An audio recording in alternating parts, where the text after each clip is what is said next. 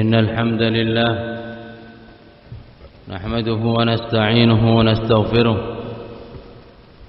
ونعوذ بالله من شرور أنفسنا ومن سيئات أعمالنا من يهده الله فلا مضل له ومن يضلل فلا هادي له وأشهد أن لا إله إلا الله وحده لا شريك له وأشهد أن محمدا عبده ورسوله يا أيها الذين آمنوا اتقوا الله حق تقاته ولا تموتن إلا وأنتم مسلمون يا أيها الناس اتقوا ربكم الذي خلقكم من نفس واحدة وخلق منها زوجها وبث منهما رجالا كثيرا ونساء واتقوا الله الذي تساءلون به والأرحام إن الله كان عليكم رقيبا يا أيها الذين آمنوا اتقوا الله وقولوا قولا سديدا يصلح لكم أعمالكم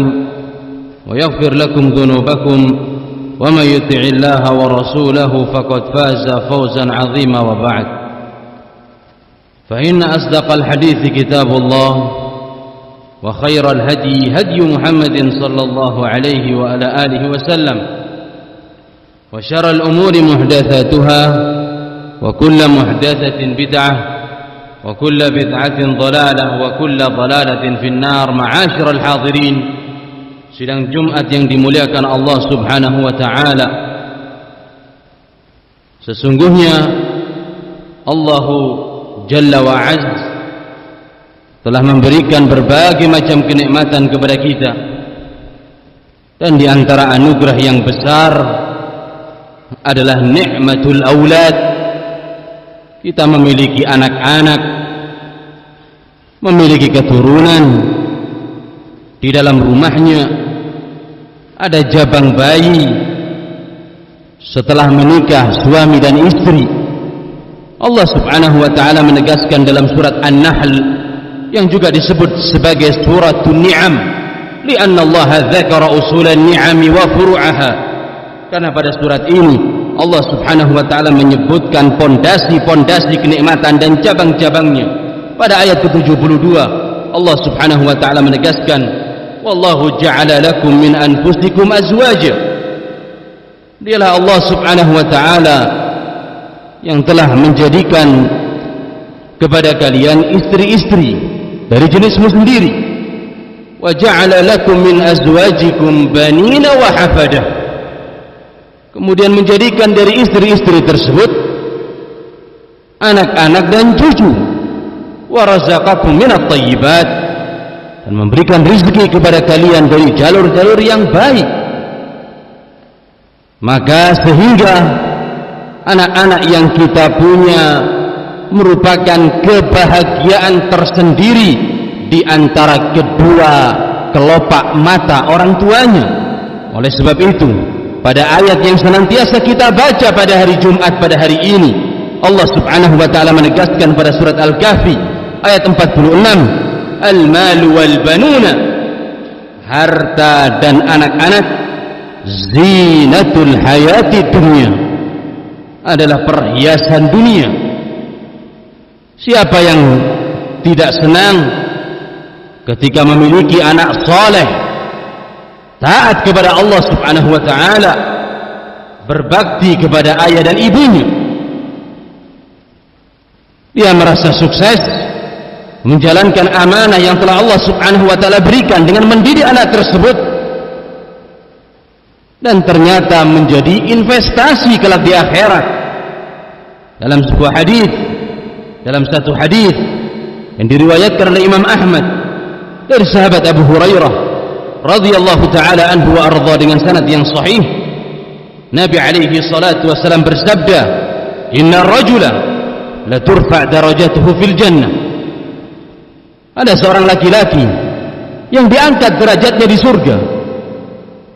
Lelaki tersebut mengatakan, anna li hadza, bagaimana bisa saya mendapatkan derajat surga yang tinggi ini?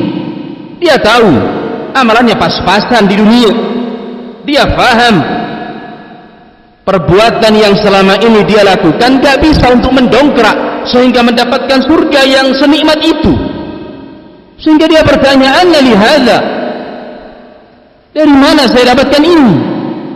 Maka dikatakan bistighfari waladika lak, dengan istighfar anakmu kepada engkau.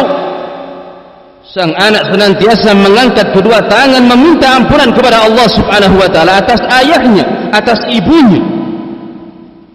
Bahkan anak-anak inilah yang akan menjadikan transferan pahala ketika orang tua sudah berada di dalam tanah. Dalam hadis yang sudah kita hafal, idza mata al-insan inqata'a 'amaluhu illa min thalath. Kalau manusia sudah wafat, terputus seluruh amalannya kecuali 3 perkara, di antara wa waladin salihin yad'u lah, anak saleh yang senantiasa berdoa kepada orang tuanya. Akan tetapi, namun enggak semua keinginan yang baik mendapatkan jalan yang gampang. Enggak selalu harapan kita sesuai dengan kenyataan. Karena anak bukan seperti mainan lilin yang bisa kita bentuk dengan mudah melalui jari jemari kita. Butuh kesabaran, butuh suri tauladan, butuh konsentrasi dan kehati-hatian. Maka jaga anak-anak kita dengan 4 perkara. Yang pertama, ta'limuhum al-Islam as-sahih alladhi jaa bihi nabiyuna Muhammad sallallahu alaihi wasallam. Ajarkan kepada mereka agama Islam yang benar yang dibawa oleh Nabi Muhammad sallallahu alaihi wasallam sejak dini. Dalam hadis Ibnu Abbas yang diriwayatkan oleh Imam Tirmizi dan disahihkan oleh Imam Al-Albani alaihi rahmatullah dalam Sahih Sunan At-Tirmizi, beliau mengatakan, kuntu radifan Nabi sallallahu alaihi wasallam wa qad nahastu al-ihtilam. Dahulu saya pernah dibonceng oleh Nabi Muhammad sallallahu alaihi wasallam. Pada saat itu saya mendekati balik. Balik belum, tapi hampir. Sekitar 13-14 tahun. Kemudian Nabi sallallahu alaihi wasallam bersabda, "Ya ghulam, wahai anak kecil, inni u'allimuka kalimat." Saya ajarkan kepadamu beberapa kalimat. Ihfazillah yahfazka. Jaga Allah Subhanahu wa taala, Allah Subhanahu wa taala akan menjagamu. Menjaga Allah bi fi'ril awamir wa ijtinabin nawahi. Perintahnya dilakukan, larangannya dijauhi. Wa idza sa'alta fas'alillah. Kalau engkau mau meminta kepada Allah Subhanahu wa taala. Diajarkan oleh Nabi sallallahu alaihi wasallam sejak kecil, aizzatul mu'min, bahwasanya seorang muslim itu mulia, tidak mudah menjulurkan tangan, memiliki harga diri yang tinggi. Kalau engkau minta kepada Allah Subhanahu wa taala, jangan kepada makhluk. Wa idza sta'anta fasta'in billah. Kalau engkau ingin pertolongan, ambil pertolongan itu dengan selalu memohon kepada Allah Subhanahu wa taala. Diajarkan sejak dini perkara tauhid. Gak meminta pertolongan kecuali hanya kepada Allah Subhanahu wa taala. Wa'lam anna al-ummata law ijtama'at ala an yanfa'uka bi shay'in lam yanfa'uka illa bi shay'in qad katabahu Allah lak. Ketahuilah, kalau seandainya seluruh umat ini berkumpul untuk memberikan manfaat kepadamu, tidak akan bisa terjadi melainkan yang telah Allah Subhanahu wa taala gariskan. Begitu pula kalau seandainya umat manusia ini seluruhnya sepakat mencelakakan dirimu, menghinakan diri engkau, memudaratkanmu, tidak akan bisa terjadi melainkan yang telah Allah Subhanahu wa taala tetapkan. Rufi'atil aqlam wa jaffatis suhuf. Pena sudah diangkat, lembaran-lembaran sudah kering. Sejak dini diajarkan oleh Nabi sallallahu alaihi wasallam beriman kepada takdir, dan ketetapan-ketetapan Allah Subhanahu wa ta'ala. Maka apabila Anda menginginkan kebaikan, salahu auladina, anak-anak kita, ighris fi nufusihim, tanamkan pada jiwa-jiwa mereka hubbu tauhid, kecintaan kepada tauhid, akidah yang benar, kebencian kepada syirik dan para pelaku-pelakunya. Dan ini merupakan wasiat para nabi. Wa wassa biha Ibrahim banihi wa Ya'qub. Ketika Nabi Ibrahim memberikan wasiat kepada anak-anaknya, begitu pula Ya'qub, ya baniya, wahai anakku, innallaha astafa lakumuddin, sesungguhnya Allah Subhanahu wa ta'ala telah memilihkan agama ini bagimu, fala tamutunna illa wa antum muslimun, janganlah engkau wafat melainkan dalam keadaan muslim. Para anbiya tidak mewasiatkan anaknya atas perniagaan, jabatan, kursi. Begitu pula mereka tidak mewasiatkan kepada anaknya perkara dari perkara-perkara dunia. Kemudian yang kedua, usuluddin minasyahadati wassalat, ajarkan kepada mereka pondasi-pondasi agama, syahadat, dan terlebih lagi perkara salat. Dalam hadis Amr ibn Shu'aib an abihi an jaddi, Nabi alaihi salatu wasallam bersabda, muru auladakum bis salati wa hum abna'u sab', ajarkan anak-anak kalian untuk mengerjakan salat dan umurnya 7 tahun. Perintah mengerjakan salat juga merupakan perintah bita'limihi, mengajarkan perkara salat. Dari mana bisa salat kalau tidak belajar? Begitu pula syarat sahnya salat adalah taharah, maka wajib mengajarkan kepada mereka tata cara berwudu. Kalau Anda tidak bisa, bawa tangannya, diserahkan kepada pengajar, ustaz yang bisa mendidik anak-anak tersebut. Terkadang kita mendapati anak-anak itu nakal, aktif, bandel, disuruh tidak nurut, maka bersabar. Bisa jadi dahulu kita seperti mereka, atau bahkan kita dulu lebih parah. Maka hendaknya kita senantiasa bersabar. Wadribuhum 'alaiha wa hum abna'u 'ashr. Pukullah mereka kalau sudah berumur 10 tahun. Dharba ta'dib, la dharba intiqam. Pukulan mendidik, bukan pukulan membalas dendam sehingga sampai melukai mereka. Wa farriqu bainahum fil madaji', pisahkan pada ranjangnya. Maka kalau orang tua punya kemampuan, jadikan putri kamar sendiri, putra kamar sendiri. Kalaupun tidak bisa, tidak mampu, ij'al bainahum fawasil, antara mereka diberi jarak, bisa dengan 2 guling, 2 bantal, yang ini sebelah kanan, yang itu sebelah kiri. Li'anna naim yaf'al asya la yash'ur biha, karena kalau orang tidur mengerjakan sesuatu, dia nggak sadar, nggak tahu, nggak ngerti apa yang telah dia perbuat.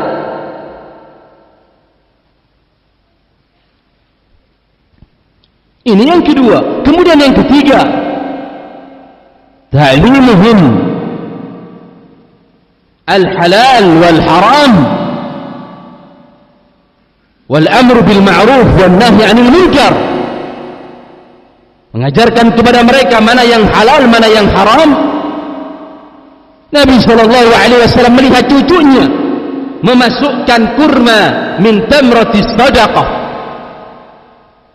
dari hasil sedekah, maka segera beliau masukkan jari telunjuk ke mulut Hasan dan mengatakan, kihin kih, keluarkan, muntahkan. Inna ala Muhammad la tahillu lana sadaqah sesungguhnya keluarga kita Muhammad sallallahu alaihi wasallam enggak halal sedekah. Nabi keluarkan dari mulut cucunya yang beliau cintai. Jangan sampai masuk ke dalam perut-perut mereka perkara-perkara yang tidak Allah subhanahu wa ta'ala halalkan. Maka ini pelajaran bagi para bapak-bapak. Hendaknya untuk mencari nafkah, berprofesi yang benar, hasil dari yang halal digunakan untuk membeli makanan dan minuman untuk istri dan anak-anaknya. Jangan kita masukkan ke perut-perut mereka dari hasil sogok menyogok, manipulasi, al-ikhtilas, penggelapan dana, mencuri, jual beli dari hasil penipuan, atau memakan hasil riba.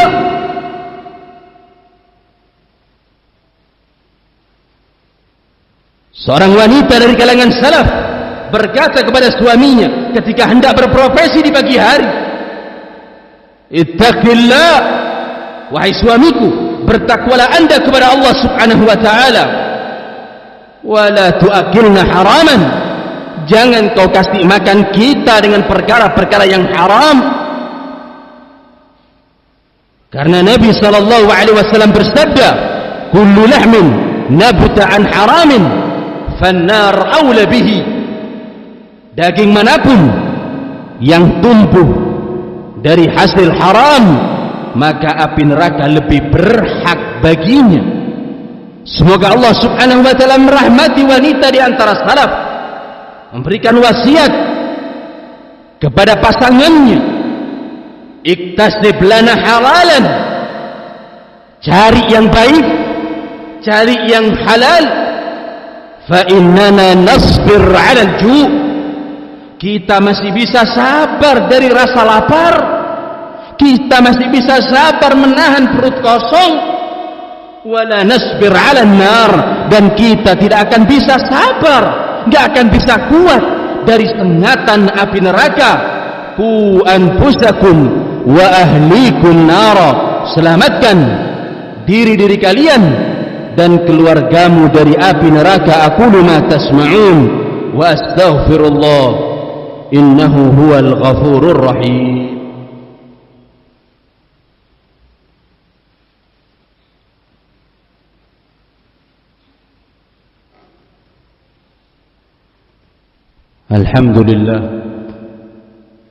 Alhamdulillah hamdan katsiran tayyiban mubarakan fihi kama yuhibbu rabbuna wa yarda, wa nusalli wa nusallim ala rasulina al-mustafa wa nabiyyina al-mujtaba sallallahu alaihi wa ala alihi wa sallama tasliman katsiran mazidan ila yaumiddin, wa ba'd. Ma'asyiral hadirin, sidang Jumat yang dimuliakan Allah subhanahu wa ta'ala, yang terakhir dan yang keempat, hendaknya bagi orang tua memperhatikan dengan siapa mereka berkawan, dengan siapa mereka berteman. Jangan sampai anak-anak kita jatuh yang pertama kepada pangkuan kaum as-sufiyah, orang-orang tasawuf. Dikhawatirkan yakhruj yatabarrak bi adribatil kubur, mengalap barokah dari tanah-tanah kuburan, wa buzaqul masyayikh, mengkultuskan kiai dan tuan guru, meludah di atas mangkok, wa yashrab ma fil ina, kemudian dia minum air yang terdapat di dalam mangkok berikut liurnya, fayakhruj, sehingga dikhawatirkan menjadi du'atu syirki wa ibadatul kubur, dai-dai kepada kesyirikan dan penyembah kepada kuburan. Kemudian yang kedua, jangan biarkan anak-anak kita mendekat kepada kaum Syiah fayasubbu Abu Bakr wa Umar wa Aisyah, yang dikhawatirkan akan mencela para sahabat Nabi ridwanullah alaihim ajma'in, terlebih lagi Abu Bakar, Umar dan Aisyah radhiyallahu taala anhum wa ardahum, yang mana terlebih lagi Aisyah telah Allah subhanahu wa ta'ala bersihkan namanya dari atas langit yang ketujuh. Kemudian yang ketiga, jangan biarkan anak-anak kita jatuh kepada dekapan internet, HP, Android, gadget. Al-gharbul kafir, orang-orang barat, yurakibuna auladahum, mereka mengontrol anak-anaknya, mereka mengeluh, selalu teliti kepada anak-anak tersebut dari bahaya dunia maya, karena mereka memahami efek negatif daripada sosial media, sosmed atau medsos. Maka kita kaum muslimin lebih utama untuk khawatir, lebih utama untuk berhati-hati. Jangan sampai kemudian anak-anak kita menyendiri di ujung rumah dengan membawa gadget sampai pertengahan malam,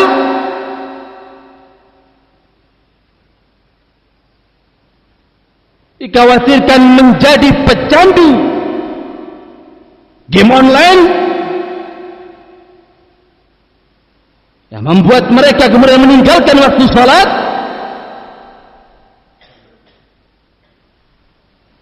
Saat ini orang bisa untuk berjudi dan dia berada di dalam masjid dengan menggunakan HP-nya.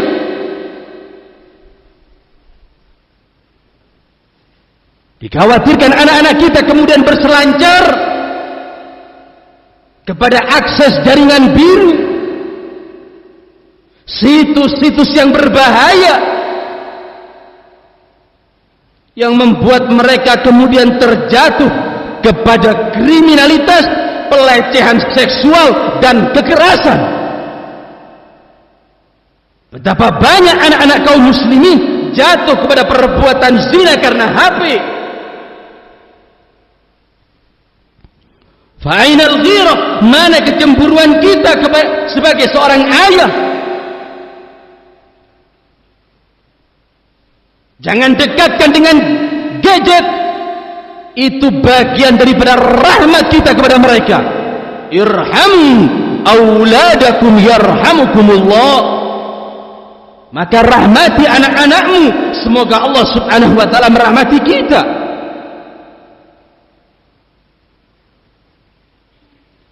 Kemudian yang keempat, yang terakhir, berhati-hati dari ikhwanul muslimin, al-ikhwan al-muslimin, IM, yang dikhawatirkan akan mengajar kepada anak-anak dengan at-takfir dalam 3 tahapan. Yang pertama, mengkafirkan pemerintah, presiden, menteri, kabinet-kabinetnya. Kemudian yang kedua, mengkafirkan aparatur negara, polisi, begitu pula militernya. Yang ketiga, al-mujtama' wa yastabihuna dima'ahum, mengkafirkan masyarakat dan menghalalkan darah mereka, yang membuat tiba-tiba anak itu menghilang, tidak diketahui kemana keberadaannya. Fayasiru kumbulatan mu'aqqatah, maka yang seperti ini akan menjadi bom waktu bagi komunitas masyarakat. 4 bulan yang lalu, seorang wanita di Jakarta Pusat menerobos istana negara dengan menodongkan sempi, senjata api, umur 24 tahun, yang kemudian dibekuk oleh pas pampres. Ini wanita sudah seperti itu, bagaimana dengan prianya? Maka demi Allah, tidak ada yang paling aman untuk anak-anak kita melainkan diletakkan pada pendidikan Ahlus Sunnati wal Jamaah yang mengajarkan kepada mereka qala Allah wa qala rasuluhu sallallahu alaihi wa ala alihi wasallam, mengajarkan kepada mereka agama yang bersih, murni, yang dibawa oleh Nabi kita Muhammad sallallahu alaihi wa ala alihi wasallam. Semoga Allah subhanahu wa ta'ala senantiasa memberikan taufik kepada kita dan anak-anak kita. Allahumma inna nas'aluka an tusliha awladana. Allahumma aslih awladana wa awladal muslimin. Allahumma mati a'yunana bisalahihim wa biistiqamatihim. Allahumma astur alayna wa alayhim fid dunya wal akhirah. Rabbana atina fid dunya hasanah وفي الآخرة حسنة وقنا عذاب النار. سبحان ربك رب العزة عما يصفون وسلام على المرسلين والحمد لله رب العالمين.